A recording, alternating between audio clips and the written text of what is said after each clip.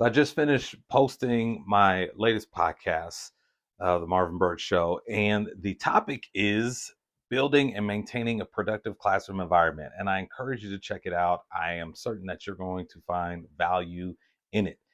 Now, the story behind why I chose that topic is something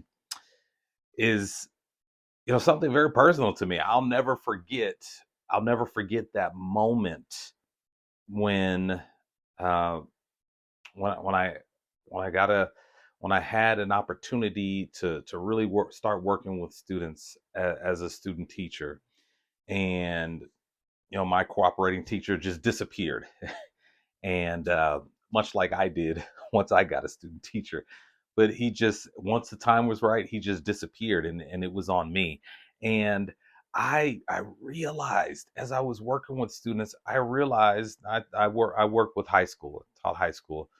I realized that not all students want an education or were willing to put in the work to earn the benefits of an education.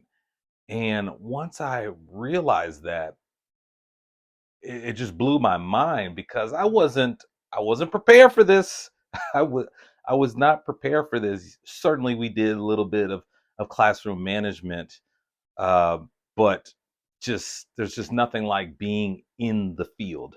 There's nothing like being in front of students, working with students, establishing those relationships with students, and experiencing what it's like working with students with varying levels of engagement and motivation. And mm, once I realized that this student wasn't going to do a lot, like that really challenged me. It challenged me. Now, of course, I had it in my heart even back then that teachers are leaders, and we are encouraged and motivated by change and challenges. That's the attitude that we should have as leaders in the classroom. And as a result, I had to challenge myself. I had to research. I had to dig deep. I had to embrace the notion that I am the architect of this environment, my classroom. So I've got this student for a certain amount of time, not very motivated. That's very unfortunate because they've made it to high school not being a very motivated student. And so you can imagine, and you already know, if you're an educator, you're watching this, you already know that there's going to be things that are missed along the way. And my high school people and middle school people, we understand that, man.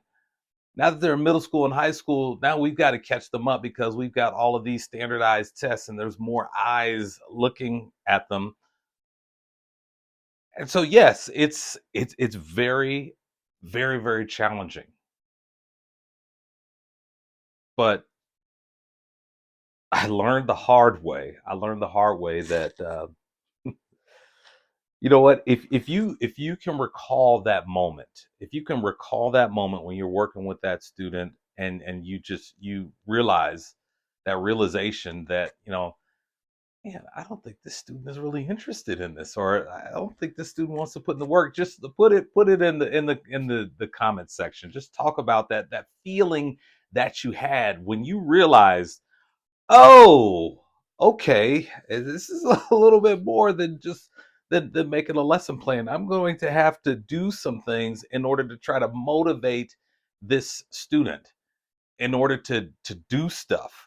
Or, worst would be the student who doesn't want to do anything and the student who wants to disrupt your class. Like, that is, that's the worst of the worst, and that's going to require a lot of your attention because that's a huge challenge.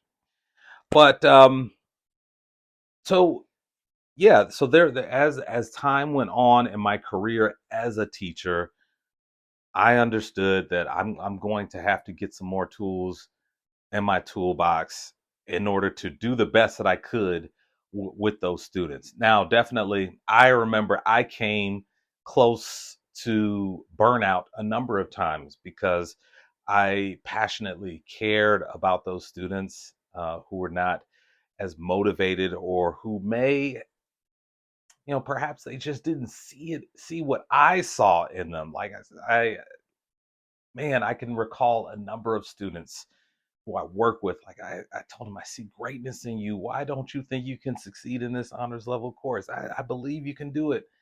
Um, and so there were just many things like that. And it's just, you know what I'm talking about. If you're an educator, you know what it means to just passionately care about a student, but you cannot control their decision making.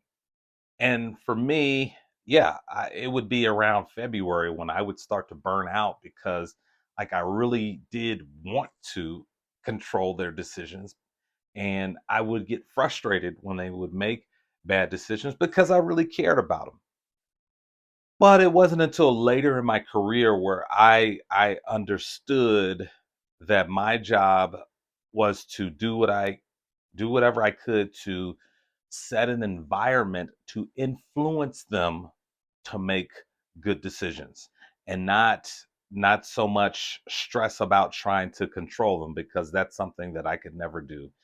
And I had to I had to kind of loosen up a little bit in terms of because what ended up happening a lot is I cared more than the student. And outside looking in, that may seem to be something that is it just seems very caring and very positive, but for the teacher, it's not so much, because it pulls so much on you, mentally, emotionally. It's just very draining. And so, as a result of the things that I've learned throughout the years, my training to become a principal, and just my I love to research. I love to research, especially when I put together these podcasts, because I want to add value to you. I want to give you tips and tools to help you lead your students to success. So that's the reason why I came upon the topic for this particular podcast. I want to help you build that environment and maintain that environment that's going to encourage and motivate students, even on days when they may not really be feeling it. But at the very least, your environment, it speaks for itself. Your environment is having an effect on the students. Like, even though you may not even be speaking to them directly, but the environment, just being in your classroom, the experience of being in your classroom is helping students to fix their mindset in the right way, so that they can pursue excellence when they're in the classroom. So that's the story behind the episode. Again, I encourage you to check it out. Thank you so much for those of you who've been supporting the podcast. The goal for this year is we really, really want to grow our subscriber list. So I would ask that you help me in that venture. We're trying to get, the goal is to get to 500 subscribers by the end of February. That's the goal. 500 subscribers by the end of February. And after that, we're going to bump that goal up to the next level. So thank you so much to those of you who have been on this journey, on this ride with me. I appreciate you. And of course, never forget that teachers are leaders.